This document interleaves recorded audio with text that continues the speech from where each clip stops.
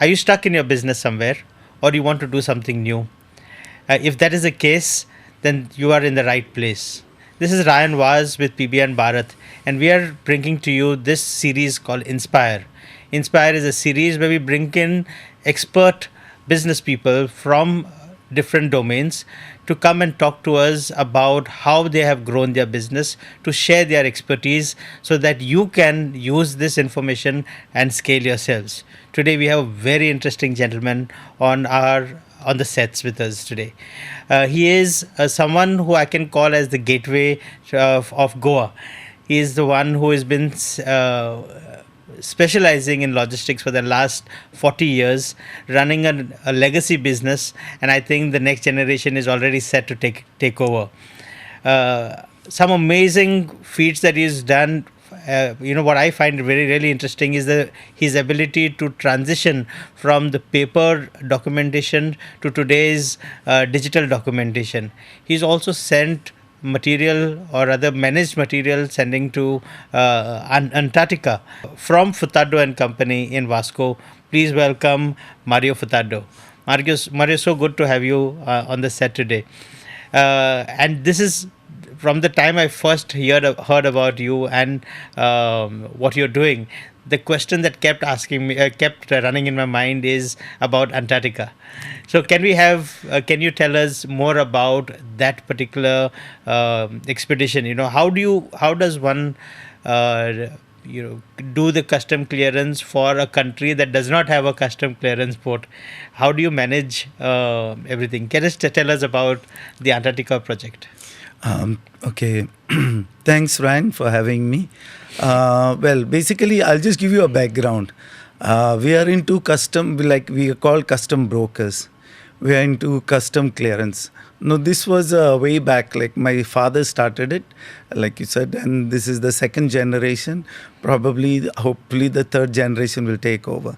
So we are into custom clearance. So anything that comes into this country and leaves this country has to get custom cleared. Right. So that is the same that applies to Antarctica. Now, we used to handle, not anymore, but earlier when we used to do the custom clearance, the vessel used to leave from Marmagoa. All the equipment all over India, the institutes that were going to Antarctica, used to leave from India. The vessel used to be boarded by the scientists and the equipment in India, and it used to be taken from here. And for all that, we had to do the custom clearance, do the inspection, because what happens is this equipment goes to Antarctica and also had to come back afterwards. So there is always this, when it comes back, it has to get custom cleared also. Oh. So you have to see both ways, basically. Okay. So the entire equipment, like how many people would go from here? How often would this happen? This used to happen every year, basically. They used to Okay. go towards the end of the year, stay there about 3-4 months, and come back with the wintering team. There used to be always a wintering team which used Okay. to be staying in Antarctica doing research. Okay. Now, there used to be a bigger group which used to go, which they used to do the research for the time 3 months or 4 months, whatever they were there. And then they would come back, keep a fresh wintering team and come with the earlier wintering team which had stayed there. And about 60 odd people at a time? Yes. So everything would be taken from India? Everything. The food, equipment? Everything. You mentioned that it has to go and then the equipment has to come back also. Yes. But doesn't some equipment stay over there, and then how do you Yes, some of the equipment stays there. They use it for their research, Suppose a scientist takes his equipment and goes to do the research, he will keep it, he will utilize it there. And then once he finishes his research, he'll pick up whatever the knowledge that he has gathered and he'll come back with that, with his equipment, whatever is. And he has to continue. It doesn't end in Antarctica also. Oh, I see. It goes on. Like we have an Antarctica Study Center now at Headland Sada, Right. where all this, they have even ice core samples stored at -degrees Wow. in their labs. Here in Goa itself? Yeah, in Goa Oh, wow. itself. They do research. there. Great, brilliant. Last 40 years, you are probably an encyclopedia of the transitions that have happened in Goa and probably in India on from the export part and from the customs part. Everything that has gone in and come out, you must be having some idea of it or the other. But in the last 40 years, the entire process has also transitioned. You have initially been pushing papers, and today we've got a service like ICEGATE. I remember previously we used to get scared to even register and get an IEC code. It used to be a long drawn process. Today you can get it in half an hour Very online. much, very much. Yeah. Yes, yes. How, despite this, I'm sure that a custom broker is very relevant. What are the skills that a custom broker needs to have that is that a custom officer can't do without? Why does he always need a custom broker with him?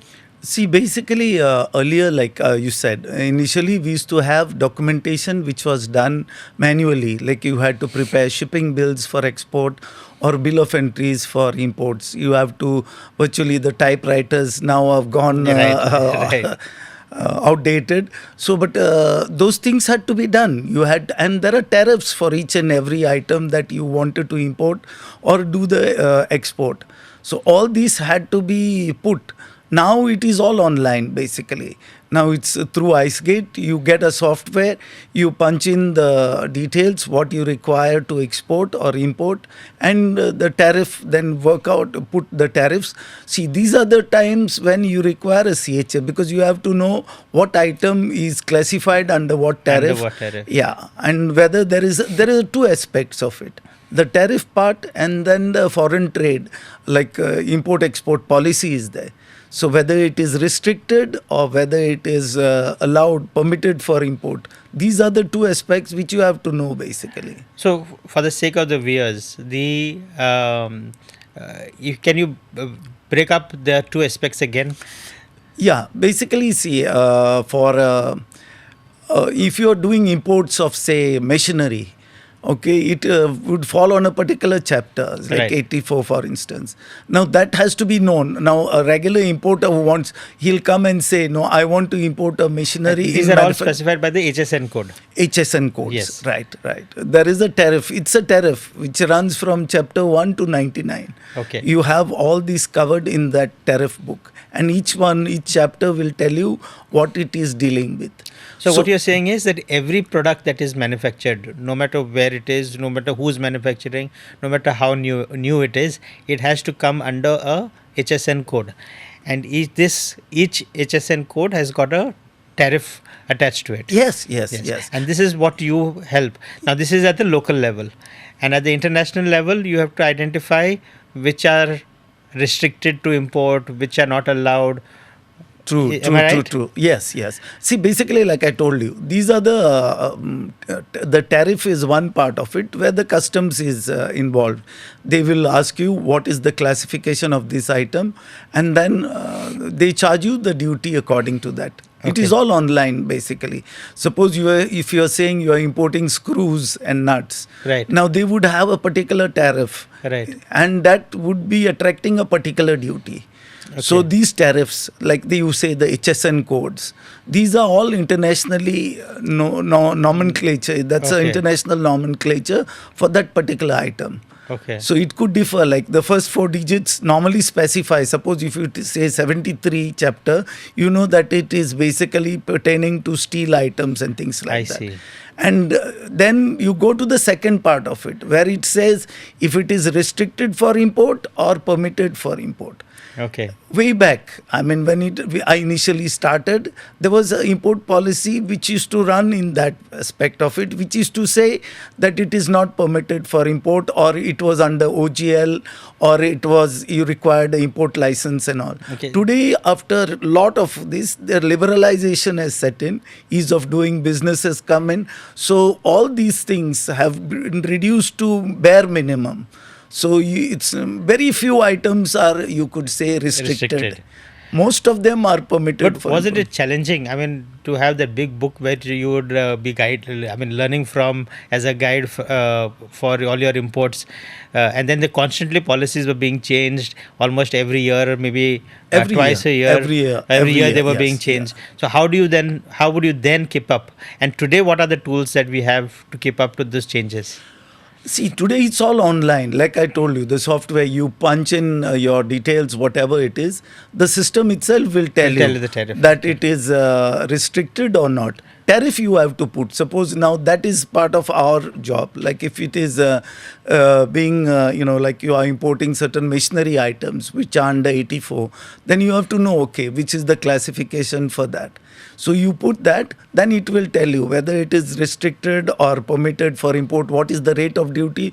The system itself tells you. Okay. But you have to know a little bit more in detail of that, because there are certain notifications also which are issued, which sometimes gives you additional duty advantage, duty concessions and things like that. Okay. There are also tie-ups with different countries which are having trade agreements with India and things like that, which gives you concession in rate of duties. Nice, nice, nice. So, Like the new these FTAs that have been signed, or the free trade agreements that have been signed with yes. Oman, with EU. Yeah, regular. The government of India Doing it. keeps doing it. Yes, yes. So many of them are there.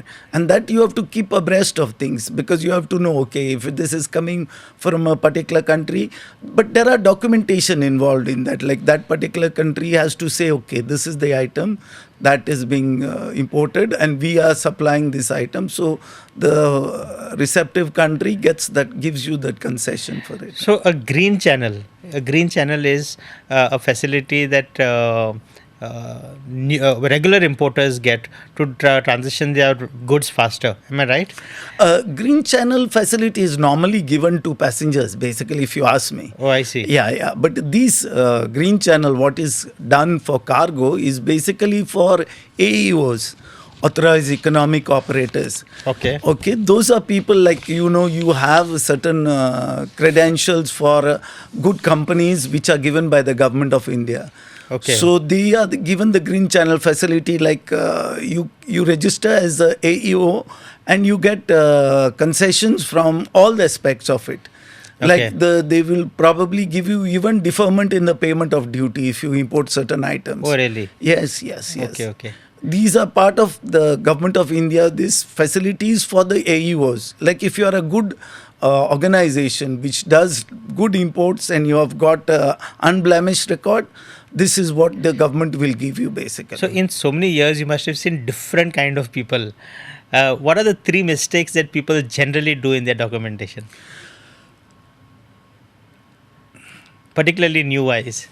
No, see, basically what happens is when it's a new company, like they are not aware what is the classification Right. and what is this.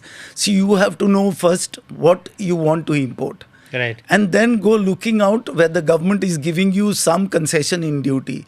Now they try to identify their items where this possibility of the government giving them the duty concession. So that is where you folly. If you say, like, if you are importing, say, tires, for instance, just Right. giving you an example. Yes.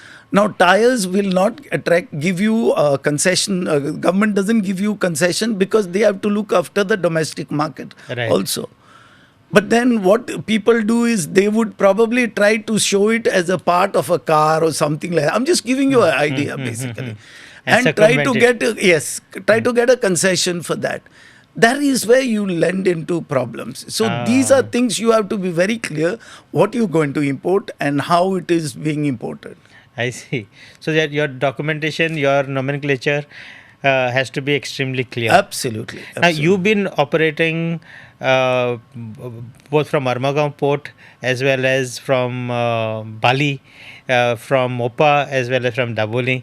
You've been in the seaways as well as on the airways.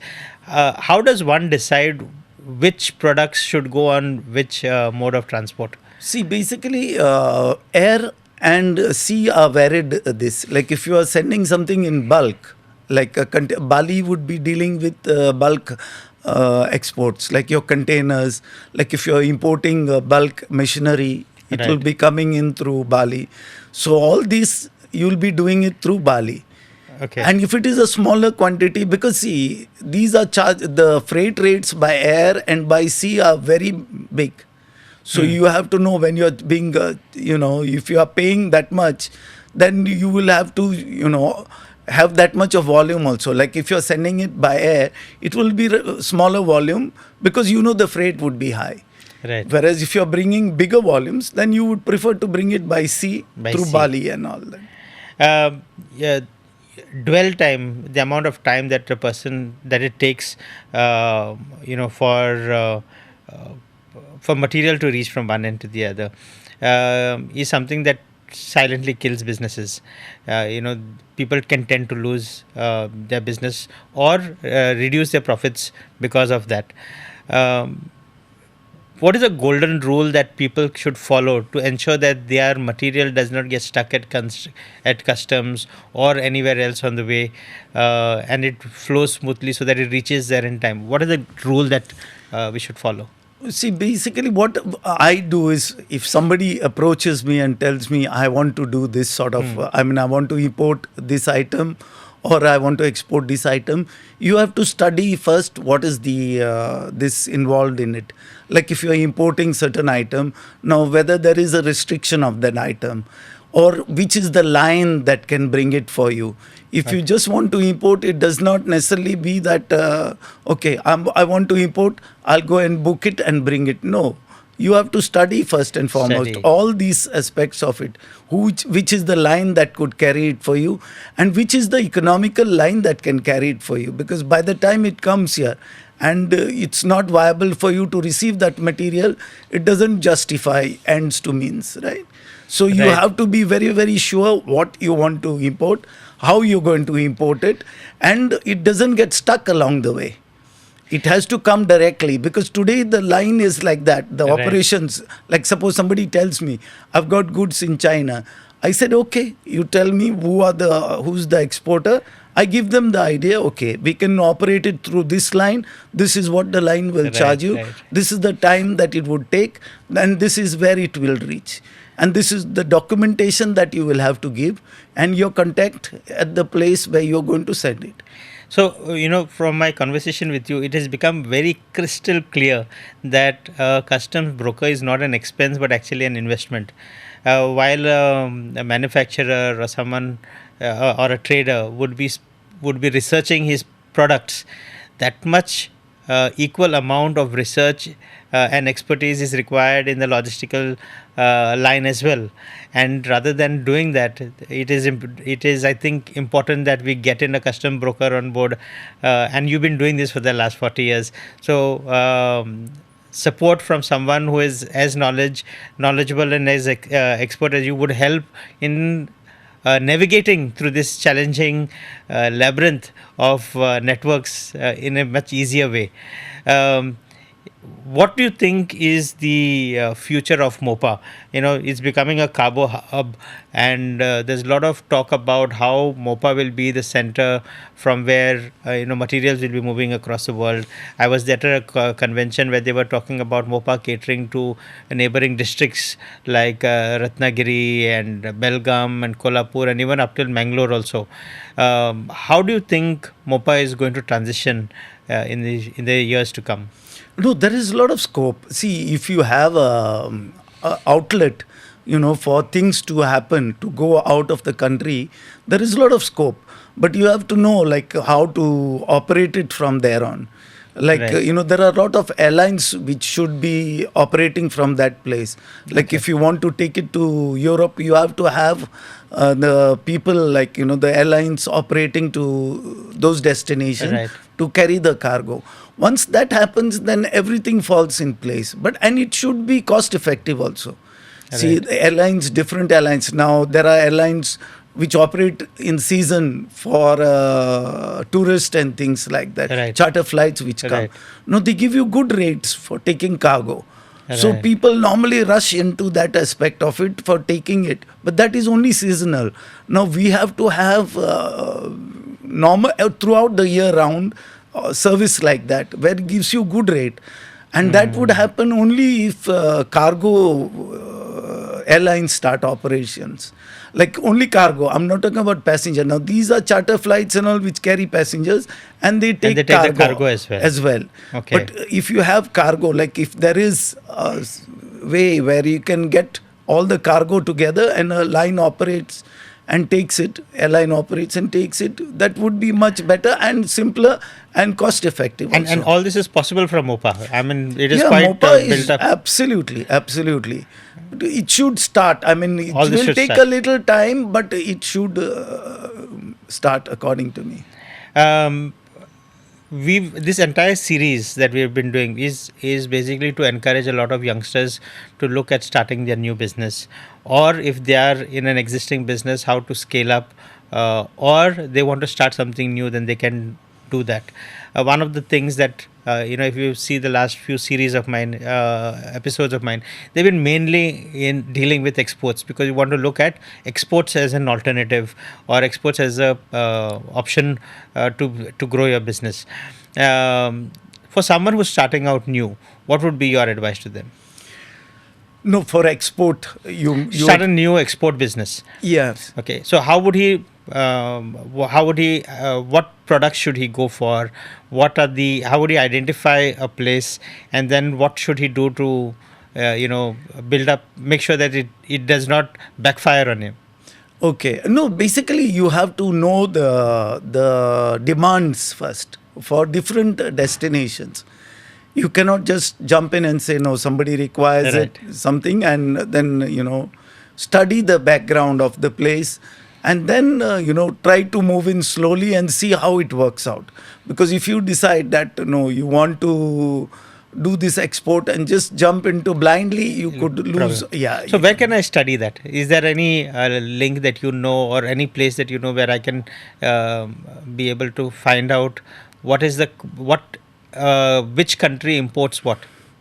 See, Where's the basically, I demand? think normal a chamber of commerce, like we can approach the chamber, because I think they should be knowing what is the demand of different Right. countries, and different what is this that goes also from these countries.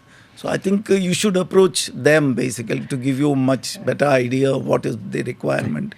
And today online facilities, Everything is there. Yeah. yeah, you can know what is the requirement. You get also information on that. But only thing, study deeply in that before jumping into it. So, Mario, thank you very much for coming onto this show. Some of the insights that you've been providing, quite technical, but quite important and strong as well. It helps to give, it helps to understand not what you know, but what you don't know. It gives us a sense of understanding that there is a lot more to learn in the logistics line before we are able to fully capitalize on it. And rather than reinvent the wheel, it makes sense to take on experts like you to help us with our export journey. Some of the things that I picked up from this is that proper documentation, proper study of what you're doing and the markets that are going to, and following due process would be the right way to make sure that you're entering into a field where you don't lose money rather than gain money. Thank you very much for your insights and for guiding us all into the best way to getting into the logistics. Thank you, yeah. you, Ryan. Thanks very much for having me. I'm always there to anytime you require any help in this line. We've been in this line, like I said, 40 years. So you open anytime to just Yes. Thank you ask very for much. Thank you very much. Thank you. Good to very have much. you here.